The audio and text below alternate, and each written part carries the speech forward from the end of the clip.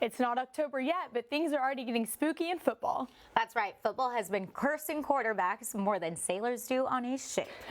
All that and more on this episode of Sports Scene.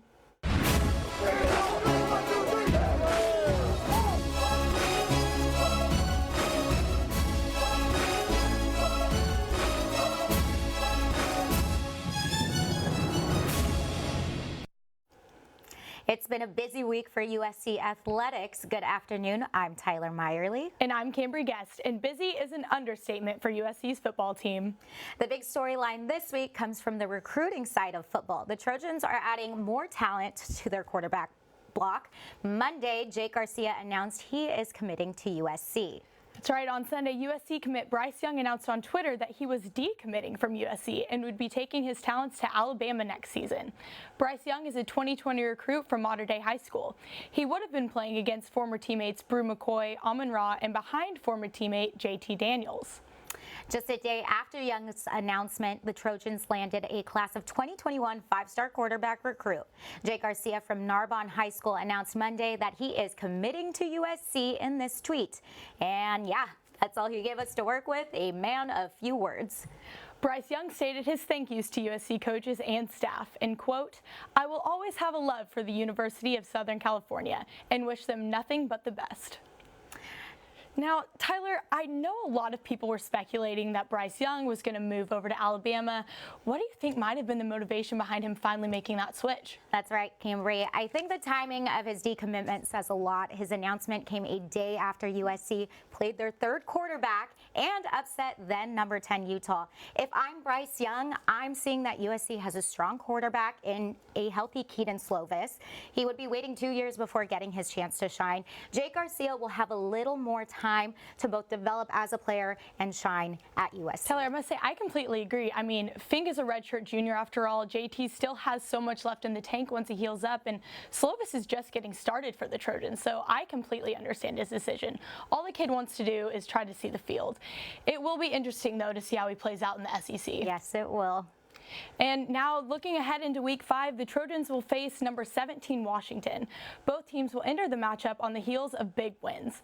The Huskies are coming off a road game victory over the BYU Cougars, handedly defeating the team 42-17. USC beat the Utah Utes on their home turf this past weekend despite losing quarterback Kedon Slovis to a concussion in the second play of the game. The Trojans are currently 2-0 in conference play, so a win over Washington this weekend would give the team a strong early advantage in the Pac-12 South race. And in the North Division, Washington is 0-1 after being upset at home by Cal in week 2. The Huskies will undoubtedly do everything possible to avoid another league setback this weekend. Our own Lauren LaBruna had the chance to catch up with Matt Fink following yesterday's practice. Let's hear what Fink had to say about his big game. It hurts to see anybody on the team get hurt in any way, shape, or fashion. But again, it's a great opportunity for me to grow and for this team to get better. Prepare to be the starter, and just so happened to be that I had to go out there and perform. So it wasn't anything new to me. I've seen crazier things happen, and it was a great team win. Kedon Slovis still not medically cleared, so we will most likely see Matt Fink getting that Trojan start this Saturday. And with that, we're going to head into our hot takes here at the Roundtable. Here to join us today is Nick Kaufman and Annalisa Cowie. Thanks for having us today.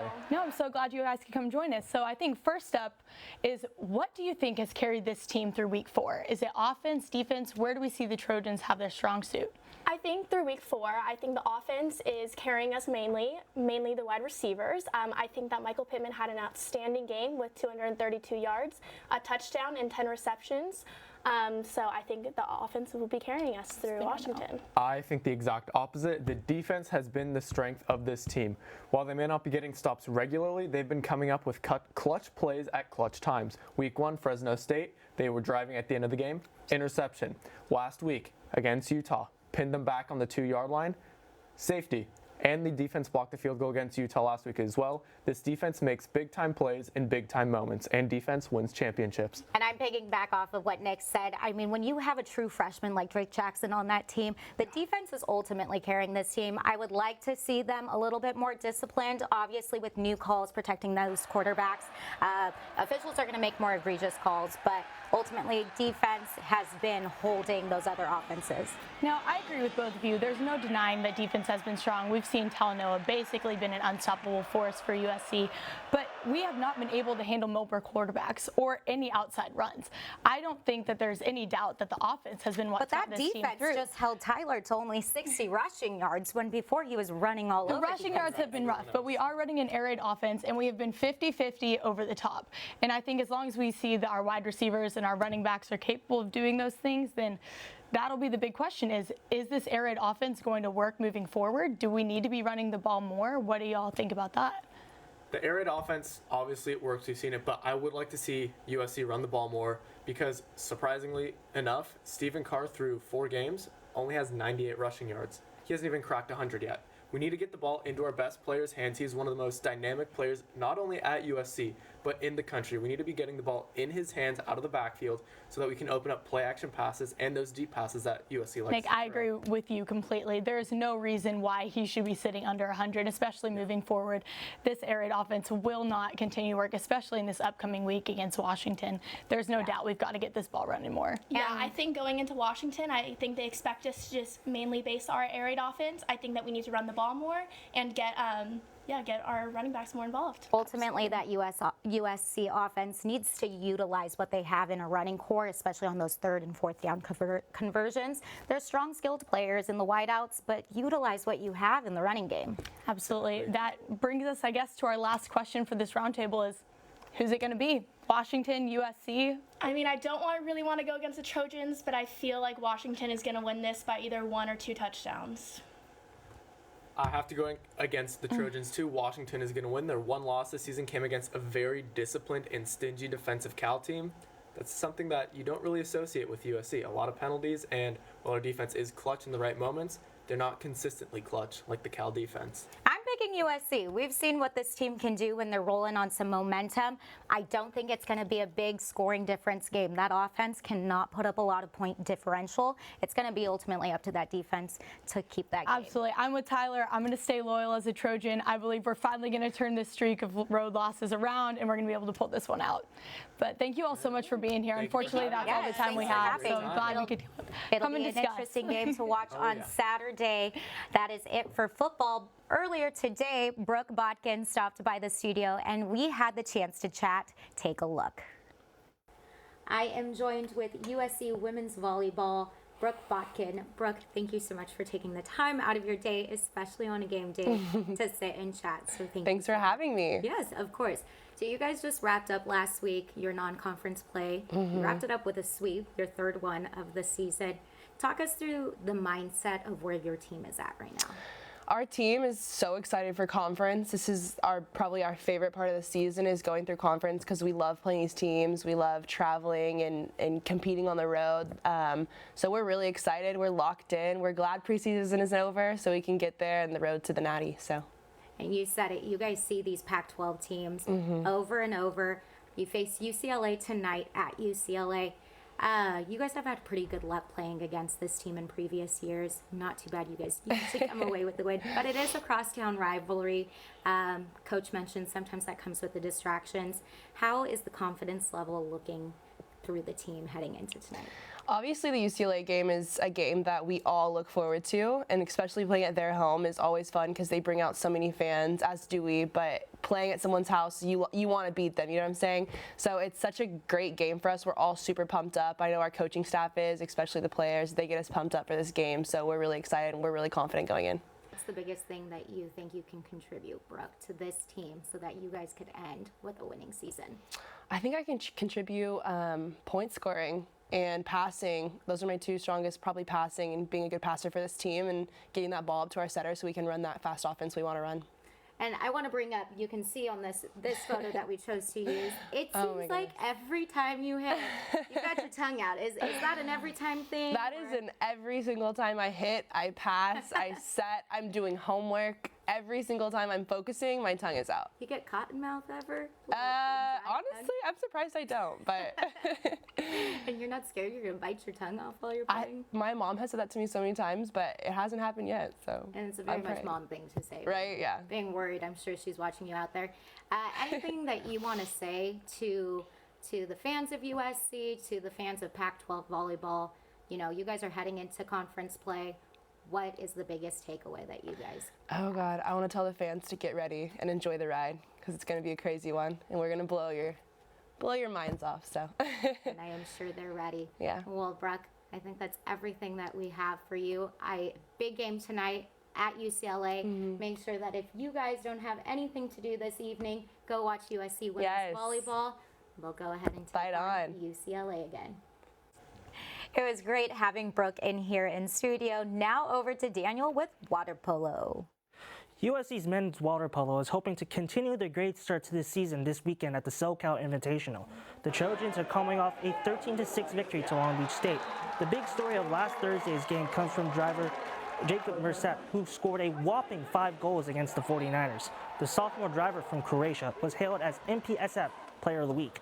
We caught up with Mercep and spoke to him about his thoughts on it and his goals going forward. Well, it's certainly flattering to get some individual rewards, but that's not what it's all about. We are pursuing national championship as always, and that's our goal. We're just taking it one game at a time. First game's against Princeton.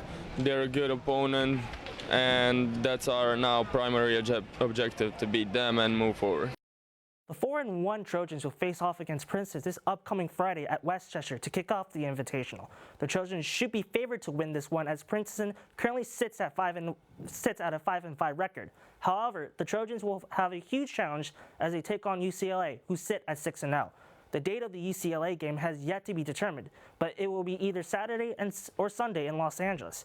Early this week, Jillian had a chance to catch up with Marin Dasich for another installment of Ask an Athlete. I'm Jillian Carroll for Annenberg Media, and I'm here with Marin Dasich today, and we are going to do another segment of Ask an Athlete. So pretty much I'm going to ask you as many questions as I can in 60 seconds. Are you ready? Sounds good. Yeah, let's do it. All right, I'm going to get the timer set. Let's go. Pool or beach? Pool. What is the last movie you watched? Spider-Man: Far From Home. Good movie. What is the best water polo moment in the last year? Scoring a winning goal against UCLA right here in our home pool. My bad. Winning NCAA. My bad. Nice correction. All right, if you could have any superpower, what would it be? Reading people's minds. All right, what is your most used emoji? Like the smiley one, we're like crying and smiling at the same time. I like that one too. Favorite ice cream flavor? Cookies and cream. Good. Who is your role model? Oh, that one stuff. I have a few, but like I'll go with Dražen Petrović, old basketball player who used to play in NBA. He's from Croatia. He's the first one who started the whole Croatian sports thing all over the world, I would say. That's awesome. Okay, pancakes or waffles? Pancakes. Crepes. All right, that looks like that's all the time that we have today. Thank you so much for joining us. You're more than welcome. Back to you guys in the studio. USC Trojans have a test coming up this Saturday against the 12th-ranked Stanford Cardinal at McAllister Field. The women of Troy are trying to bounce back from the disappointing match last Friday, where the women's soccer team traveled to Baylor University to duke it out and ended the game with a 2-2 tie, finally stopping the Trojans' 7-game winning streak. The game marks the women of Troy's first obstacle and may affect how they change their play style against Stanford. The Trojans' offense is strong, but they will need to keep the morale up and strengthen their defense to stop Stanford from overpowering them in the later part of the game. The team's biggest weakness seems to be their inability to finish the game, which will be crucial to taking down Stanford. The Trojans are busy preparing for this week's game and eager to continue their winning streak. We talked to USC women's player Tara McKeon and women's soccer coach Kadani McAlpine about their prospects against Stanford. I think we had a very good first half. We just had to know how to continue that to the second half. I think it's like the same every week. We're just working on our chemistry, me and Penelope together, and hopefully working off each other to score more goals together. I thought we played a great first half. I thought our energy level was good. I didn't think we adjusted well when they adjusted. They changed their intensity level and we didn't match it. If you want to be great, you have to be consistent and then also able to adjust in the biggest and best games. After Stanford, the women of Troy are playing Arizona State next week. You can watch the Stanford game on the Pac-12 network at 1 p.m.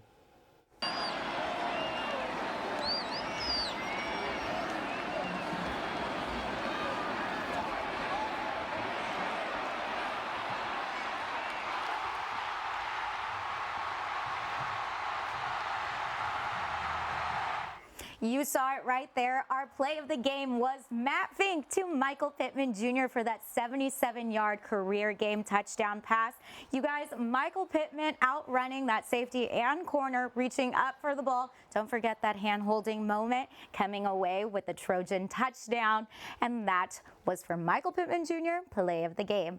Thanks so much for tuning in this week for our episode of Sports Scene. I'm Tyler Meyerly. And I'm Cambry Guest. Thank you so much, and you can follow us on the web at www.uscannonburgmedia.com and on Facebook, Twitter, and Instagram at ANN Media Sports. We'll see you next week.